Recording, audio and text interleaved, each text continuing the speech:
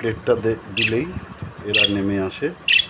এর মধ্যে আমি তুলসী পাতা চপ করে দিলাম, কুচি কুচি করে দিলাম, আর জল দিয়ে দিলাম। দেখুন নিজেরাই স্নান করতে নেমে আসছে।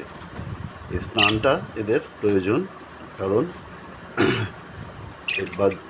বাজরিগর পাখি বা বদ্রি পাখি খুব গরম সহ্য করতে পারে না এরা, তাই সপ্তাহে অন্তত 2 দিন, 3 দিন হলে ভালো হয়,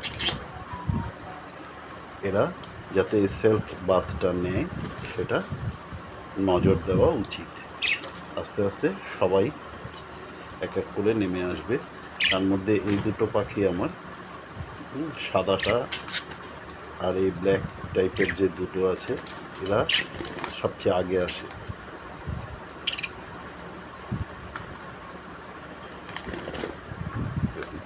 কি সুন্দর স্নান করছে নিজেরাই, আলাদা করে কোনো শাওয়ার বা জল দিয়ে স্নান করানোর প্রয়োজন হয় না, এরা নিজেরাই স্নানটা করে নেয়। আর ঠিক এই প্লেটটা দিলেই এরা বোঝে যে স্নান করতে হবে। দেখতেও সুন্দর লাগে। একটা কথা আমি আমার বন্ধুদের বলবো, যারা পাখি ভালোবাসেন, আমি যাদের ভালোবাসি, যাদের পাখি দেখি, প্রত্যেককে কমেন্ট সেকশানে আই লাভ বার্ডস দিয়ে দিই।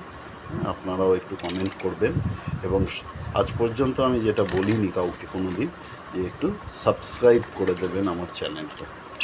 এই রিকোয়েস্টটা থাকলো। নমস্কার।